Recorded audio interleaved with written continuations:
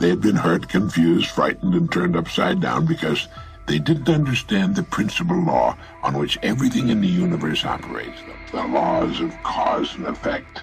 This law has been written thousands of times by the greatest minds the world has produced, and as a result has appeared in many forms. For our purposes, it might best be put this way. Our rewards in life will always match our service. It's another way of saying, as ye sow, so shall ye reap. And it's been written in many ways in every language on earth. Sir Isaac Newton, in promulgating his laws of physics, put this one in this way. For every action, there's an equal and opposite reaction. In saying our rewards in life will always match our service, you'll almost always get general agreement. People will nod their heads and say, yes, that's certainly true. Then they will go their ways and never realize, for the most part, how close they came to a truth so great and all-enveloping that their every thought and action is affected by it. I like to think of this law in the form of a giant apothecary scale, the kind with a cross arm from which hang two bowls on chains. Now, one of the bowls is marked rewards, the other is marked service. Whatever we put into the bowl marked service, the world will match in the bowl marked rewards. How we think, work, talk, and conduct ourselves is what we have to put in the bowl marked service, and the extent and nature of our service will determine our rewards. If any person alive is discontented with his rewards, he needs to examine his service. Action, reaction. As ye sow, so shall ye reap.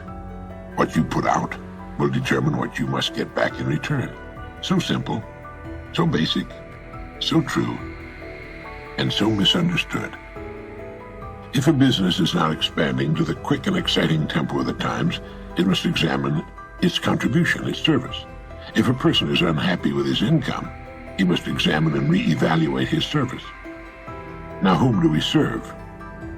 Each of us serves a portion of humanity, and humanity to any given person is the people with whom he or she comes in contact. His family, friends, neighbors, co-workers, customers, prospects, employer, all those he or she has chosen to serve. Everyone with whom we have any kind of contact is to us humanity, and to the extent that we serve, will our rewards be determined. Never before in the history of the world have human beings been so interdependent. It's as impossible to live without serving others as it would be to live if others were not constantly serving us, and this is good. The more closely knit this interdependence becomes, the greater will be human achievement. We need each other, and we literally cannot live without one another. Every time we strike a match, drink a glass of water, turn on the lights, pick up the phone, drive our car, put on our clothes, take a bath, mow the lawn, go fishing, try making your own fish hook sometime.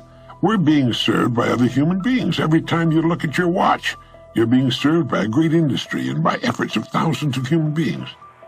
We all seek rewards, and we should understand that rewards come in two forms.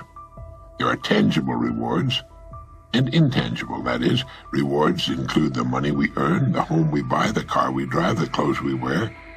But it also includes our happiness, our peace of mind, our inner satisfaction, the people we meet and enjoy.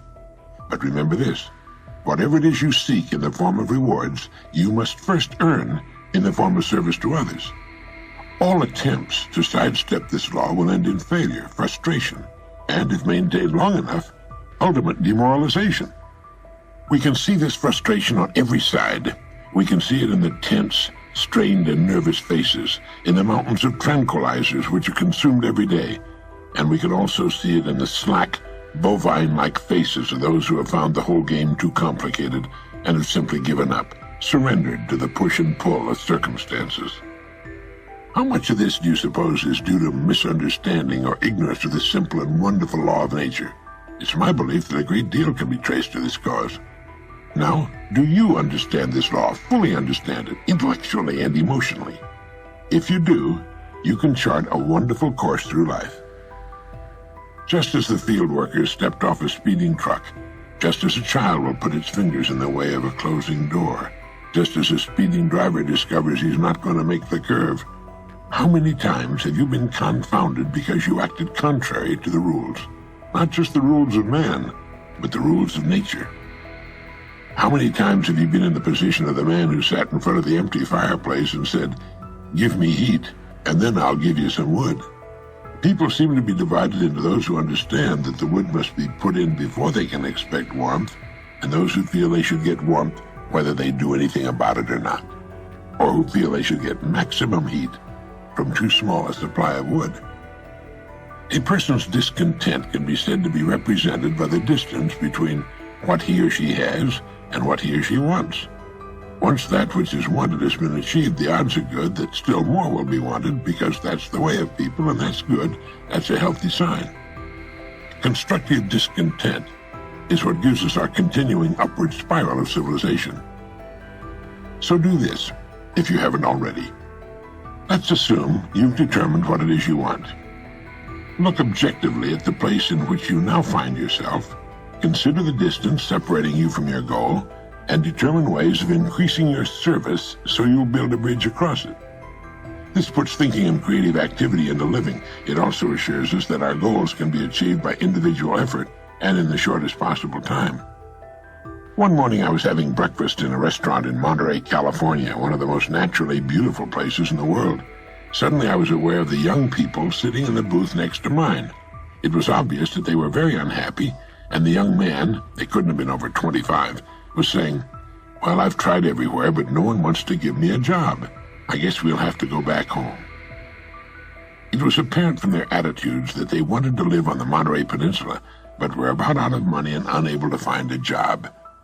But he had said, "Nobody wants to give me a job." He wanted someone to give him something, in this case a job. What might have happened if he had turned the whole idea around? What if he had said instead, "What do I know how to do that will serve some of the people of this beautiful part of the world? Or how can I or we be of value to this community? The people here will be happy to supply us with the living we need if we can think of some way to serve them." If we can think of some way to serve them. What do they need or want that we can supply? Do they need a handyman, a first-class housekeeper, or both? Can we wash and wax cars right in their driveways, detail them so that they look like showroom display models? Let's buy a pad of paper and a ballpoint pen and start thinking of all the things we can do to earn a living here. It'll give us time to think of other ways, more profitable ways. But that wash and wax idea might grow into quite a service for the community. But let's don't stop there. Let's think of some more ways we can start right here to be of service to the people who live here. Right there in the restaurant, instead of being depressed and considering themselves failures, they could have come up with a dozen or so ways in which they could have remained on the Monterey Peninsula and built a fine business for themselves. They didn't need a job. They needed to think, but they had never thought before. It was as foreign to them as speaking Urdu. There they were, two fine, bright, good-looking young people, with a world of opportunity beckoning to them, with two fine minds, and they were going to go back home. No one had ever told them about the gold mines they carried between their ears. Do you know how many people would have reacted the same way these young people had reacted? They are most of the people in the United States, or any other country for that matter. People will do everything in the world, even turn to crime, before they will think. George Bernard Shaw once commented, "I've become rich and famous by thinking a couple of times a week. Most people never think at all." The young couple in Monterey, conscientious as they were not sowing, therefore they could not reap. They were putting nothing into the community, therefore they could expect nothing in return. To some this seems unfair, but it isn't. It's eminently and wonderfully and abundantly fair. Our job is to do the sowing. That's our department, that's all. The rest will take care of itself.